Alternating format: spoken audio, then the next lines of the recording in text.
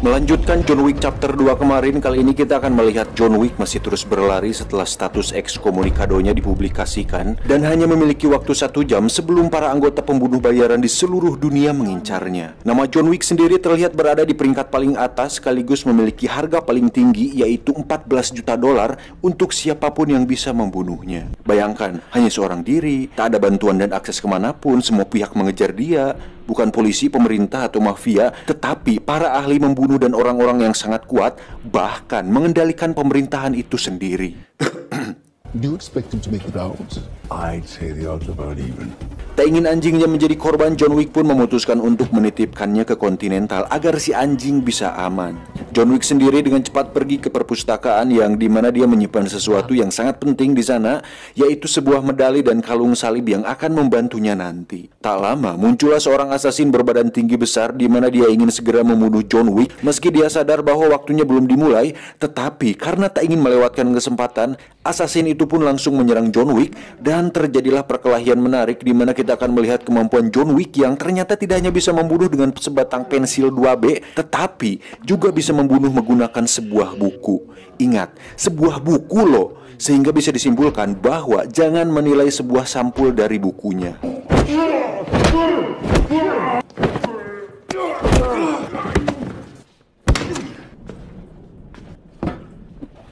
Dengan sisa waktu 10 menit sebelum ekskomunikado, John Wick pun pergi ke dokter yang merupakan salah satu anggota kriminal, di mana John meminta si dokter untuk mengobatinya. Hingga saat waktunya tiba, akhirnya John Wick pun resmi dan sah untuk dibunuh.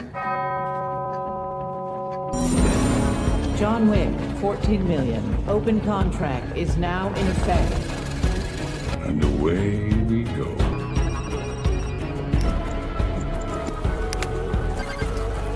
Setelah lukanya dijahit, John pun dengan cepat lari kembali di mana dia menuju ke sebuah museum senjata api yang mana di situ ada beberapa asasin lain yang melihatnya. Dan lagi-lagi kita akan diperlihatkan betapa kuatnya tekad seorang John Wick di mana dia merakit ulang sebuah pistol tua agar bisa digunakan kembali dengan normal. Coba kalau Anda di posisi dia, mungkin sudah panik. Aduh ya ampun, gimana ini? Tidak, aku gak mau modar dulu. Halah, cemen. Contoh dong John Wick masih bisa fokus dalam posisi terjepit. Anda hanya terjepit, hanya enak aja di dalam keadaan terjepit. Siapa anjing? Saat para asasin datang, John Wick pun langsung melepaskan tembakannya. Kemudian dilanjutkan dengan pertarungan jarak dekat di mana John Wick memanfaatkan senjata yang ada di museum hingga bisa membantai seluruh para asasin tersebut dengan sangat amat membrutalkan. Anjir, makin parah sih di film ini.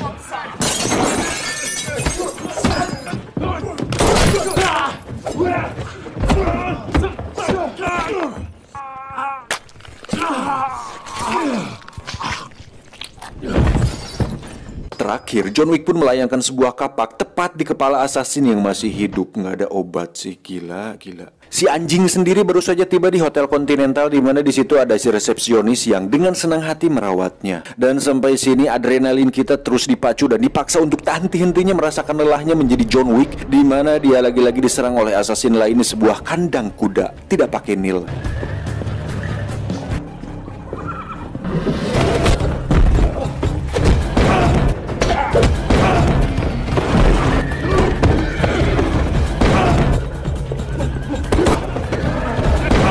Setelah berhasil mengalahkan mereka, John Wick pun segera kabur dengan menaiki kuda, di mana si John lagi-lagi dikejar oleh dua asasin bermotor yang justru tewas bukan karena laka lantas. Di sisi lain kita akan melihat harga John Wick naik dari 14 juta ke 15 juta dolar yang menandakan bahwa John Wick sangat sulit sekali untuk didapatkan. John Wick pun pergi ke sebuah teater dan menunjukkan sebuah kalung salibnya sebagai tiket masuk, di mana teater itu merupakan tempat John dilatih dulunya. Tujuan John datang ke sana adalah untuk meminta pertolongan kepada seorang wanita bernama tidak disebutkan di dalam film, tetapi kita panggil saja Madam Hayati, di mana si Madam ini mengelola tempat latihan pembunuh dengan berkedok teater, yang mana John Wick adalah salah satu anak didiknya yang sukses berkarir dalam dunia kriminal. Tuh, John Wick saja bisa sukses walaupun dalam dunia hitam. Lah Anda dan saya juga yang hanya lulusan SMA bisa nggak berprestasi? Jangan hanya hidup dari uang orang tua saja, apalagi uang rakyat. Wow. Awalnya si Madam pun keberatan memberikan pertolongan kepada John Wick karena seperti yang kita tahu, jika si Madam membantu John Wick itu sama saja melawan aturan dari High Table yang sanksinya sudah pasti sangat berat. Tetapi karena John alias John Aris sudah dianggap sebagai anaknya sendiri, si Madam pun akhirnya memberikan dia pertolongan untuk bisa pergi ke luar negeri. Sebenarnya bukan karena dianggap anak sendiri sih, tapi ada sebuah kesepakatan bahwa si Madam wajib memberikan pertolongan yang hampir sama seperti aturan segel perjanjian di film John Wick 2 kemarin, di mana kalung salib itu berfungsi sebagai perjanjian bahwa setelah ini hutang si Madam kepada John Wick sudah lunas. Sama seperti sebuah tiket yang dirobek, John Wick pun harus dicap dengan besi panas sebagai tanda bahwa tiketnya sudah hangus dan tidak bisa lagi dipakai. You can never come home again.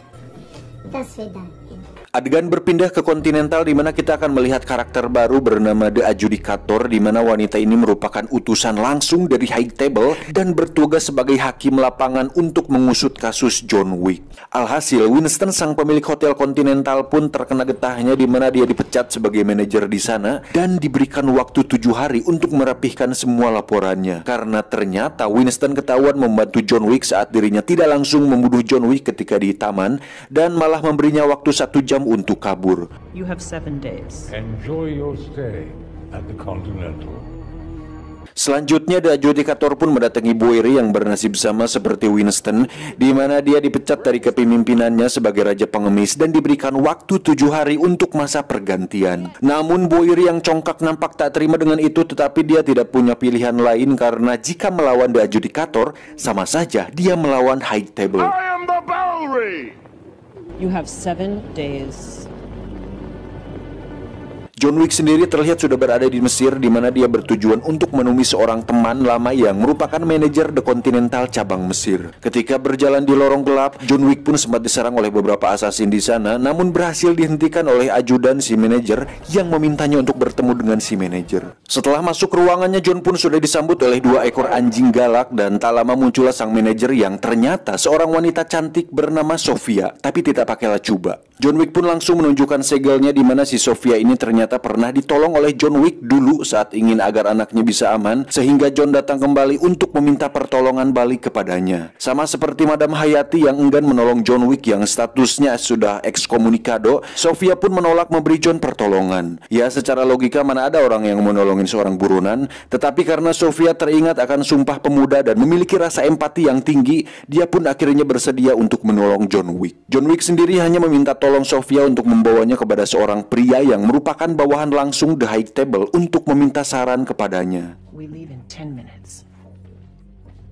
Di sisi lain kita akan melihat si Adjudicator sedang menemui seorang penjual sushi tanpa Susanti, di mana si penjual sushi itu adalah assassin yang khusus bekerja untuk The High Table. Beliau bernama Zero. Dan di belakang ada siapa? Coba tebak? Iya, akhirnya kita bisa melihat Kang Medog alias Yayan Ruhian dan Kang Cecep Arif Rahman berada tepat di belakang yang merupakan anak buah dari si Zero ini. The Adjudicator pun menugaskan Zero dan kedua anak buahnya untuk memberi pelajaran kepada para pengkhianat alias orang-orang yang sudah memberi pertolongan kepada John Wick sebagai peringatan bahwa High Table tidak main-main dengan aturannya.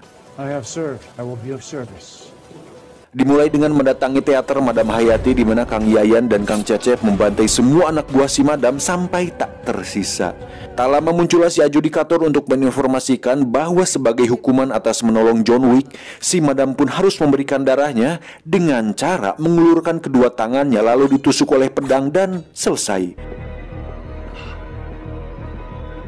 Sementara itu kita akan melihat John Wick yang sedang dibawa oleh Sofia untuk menemui salah satu bawahan langsung dari High Table, di mana John Wick ingin bertemu langsung dengan pemimpin The High Table dengan tujuan untuk meminta kembali keanggotaannya dan berdamai dengan mereka. Lah, kok malah ngajak damai, nggak seru atuh.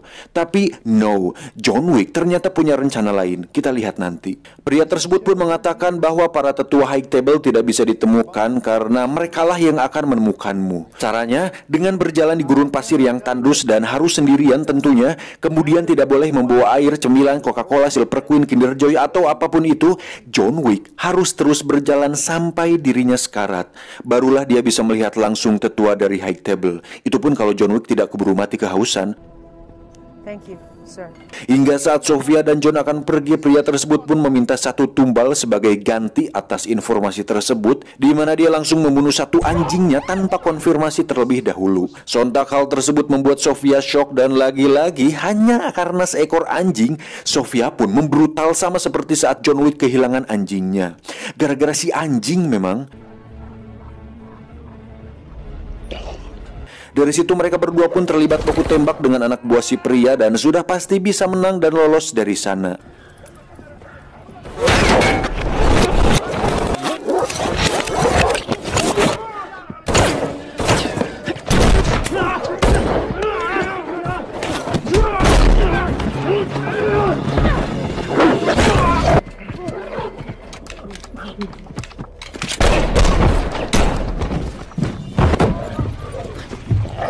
Sesuai dengan yang dikatakan si pria, John Wick pun memutuskan untuk berjalan di gurun pasir yang tandus dan berharap akan bertemu dengan tetua The High Table. Dan sejauh mata memandang, John pun hanya bisa melihat padang gurun pasir hingga akhirnya dia pingsan karena kelelahan. Adegan berpindah ke kerajaan pengemis milik Boiri, di mana Zero dan 2 akang saya lagi-lagi membantai pasukan Boiri sesuai perintah dari si adjudikator. Hingga saatnya bertemu, Boiri pun disikat beberapa kali hingga tak sadarkan diri. Adegan kembali berpindah ke John Wick yang akhirnya berhasil ditemukan oleh The High Table untuk kemudian dibawa menghadap langsung kepada The Elder yang merupakan salah satu petinggi The High Table. Anjir, akhirnya kita bisa melihat nih bebenguknya si The High Table ini. Tak banyak basa-basi, John Wick pun memohon kepada The Elder untuk mengembalikan keanggotaannya dan melepaskan status ekskomunikadonya. The Elder pun menjawab, "Boleh saja, asal kamu harus membunuh Winston karena telah melakukan pelanggaran saat menolong kamu." Hal tersebut pun membuat John Wick terkejut sekaligus dilema karena Winston sudah dianggapnya sahabat dan sudah sering menolongnya, dan terakhir dia pun menolong dia. Namun karena tidak punya pilihan lain dan sepertinya John Wick memiliki rencana lain, dia pun menyanggupi hal itu dan harus memotong salah satu jarinya sebagai tanda kesetiaan kepada The High Table. Dan anjir, ngilu sumpah pas adegan ini. Si John memang pria bermental laki-laki lah pokoknya. Salut buat saya. Thank you. Saat akan pergi, The Elder pun memberikan satu tugas lagi kepada John, yaitu untuk berhitung 1-10, tetapi John tidak bisa melakukannya dan segera pergi dari sana. Singkat cerita, John pun sudah kembali ke New York, di mana dia sudah disambut oleh 2 orang asasin yang langsung dibunuh oleh Kang Yayan dan timnya dengan tujuan untuk dipertemukan langsung dengan si Zero pemimpinnya.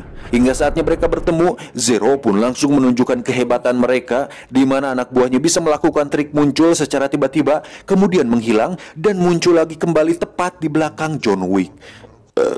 Lalu John Wick pun langsung membunuhnya dan menghilang seperti mereka hingga membuat si Zero terkesima. Nice trick. Tak hanya itu, di luar stasiun sudah ada 2 asasin bermotor sedang menunggunya. Namun dengan cepat John Wick langsung melumpuhkan satu dari mereka dan menggunakan motornya untuk kabur dari sana. Dan lagi-lagi kita akan beradrenalin ria kembali, di mana John Wick dikejar oleh banyak sekali asasin bermotor berpedang hingga terjadi perkelahian di jalan aspal.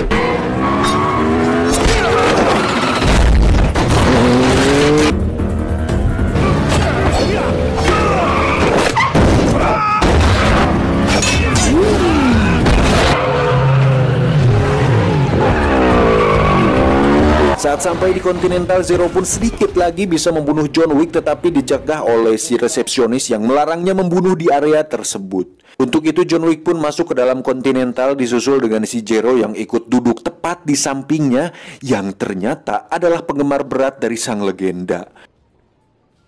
I'm a huge fan. John Wick. Tak lama muncullah si resepsionis untuk mempersilahkannya menemui Winston. Hingga saatnya mereka bertemu, Winston ternyata sudah mengetahui bahwa High Table mengirim John Wick untuk membunuh dirinya. Dan apakah John Wick akan membunuh Winston untuk kebebasan dirinya sendiri?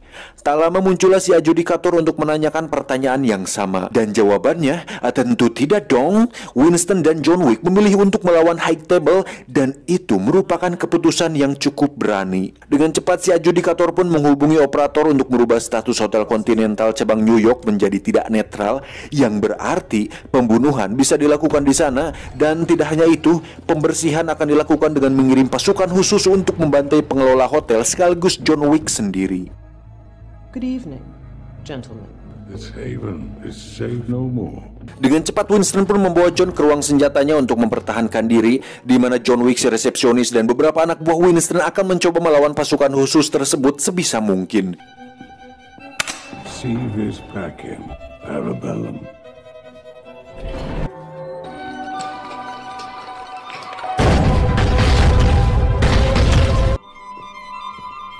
Hingga saatnya tiba, ternyata pasukan High Table memakai baju pelindung yang tahan peluru, hingga John Wick dan resepsionis kesulitan membunuh mereka.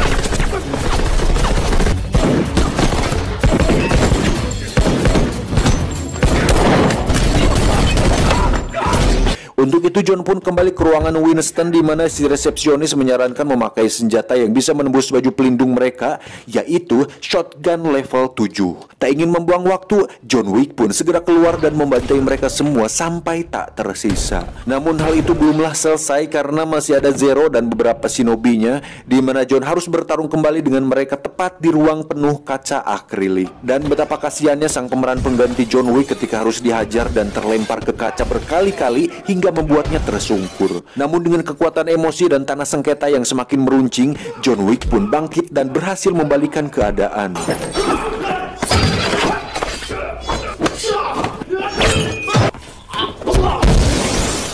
Setelah berhasil di lantai 1, John Wick pun naik ke lantai 2, di mana di situ sudah ada Kang Yayan dan Kang Cecep yang siap untuk menghajarnya kembali. Dan here we go, akhirnya akang-akang saya bertarung dengan The John Wick. Dengan senjata tradisional asal Minangkabau yaitu Krambit, Kang Yayan dan Kang Cecep pun melakukan kombinasi serangan yang membuat John Wick tersungkur.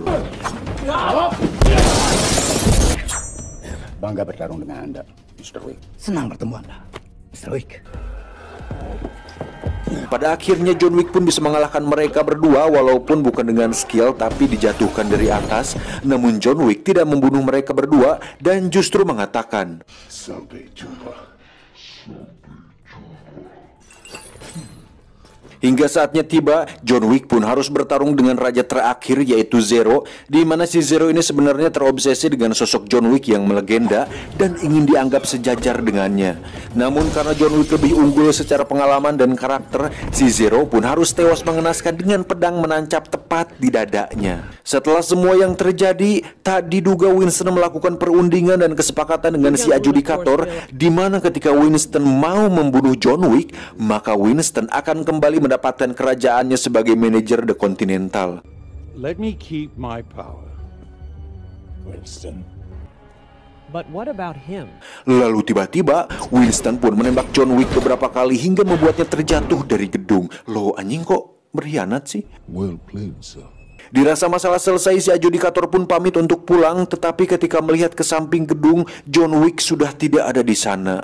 Dengan sedikit ketakutan, dia pun kembali menemui Winston untuk menyuruhnya agar memastikan kematian John Wick, karena dia tidak ingin suatu hari nanti John Wick akan mendatanginya di malam hari. Nah lo, hayo lo. Sampai sini pasti kalian bertanya, apakah Winston benar-benar berkhianat? Jika kita putar ulang, kita bisa melihat Winston menembak John bukan di kepala, tetapi di tubuhnya yang kita semua tahu. Dan Winston juga pasti sudah tahu bahwa jasnya terbuat dari material anti peluru. Ditambah, jika Winston ingin John Wick benar-benar mati, tentu dia akan menembaknya di kepala, sehingga bisa disimpulkan bahwa Winston sudah memperhitungkan kemungkinan tersebut, termasuk titik letak dia terjatuh. Baba Yaga. Faktanya, John Wick ternyata masih hidup dan dibawa oleh pengemis yang merupakan anak buah dari Bowery, di mana si Bowery ini nampak menyedihkan sekali dengan wajah dan tubuh penuh luka akibat sabetan pedang si Zero tadi. Lalu dengan penuh amarah dan kebencian terhadap The High Table, Bowery pun bertanya, "Hey John, bagaimana perasaanmu? Apa kau marah?" John pun menjawab, Yeah.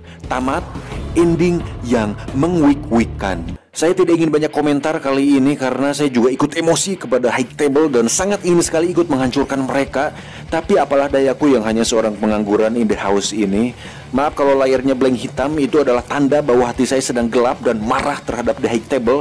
Tapi semoga John Wick bisa segera bangkit, dan saya yakin dengan kecerdasan, insting, dan pengalaman yang John miliki, pasti dia bisa melakukannya. Kita tunggu saja. Gak tahan saya kalau emosi kayak gini. Rasanya ingin nebang hutang jarum coklat di warung Teh Yuli, tapi yang kemarin juga belum bayar. Ya udahlah, sampai jumpa di video selanjutnya. Saya John beserta anjingnya John Wick mengucapkan terima kasih.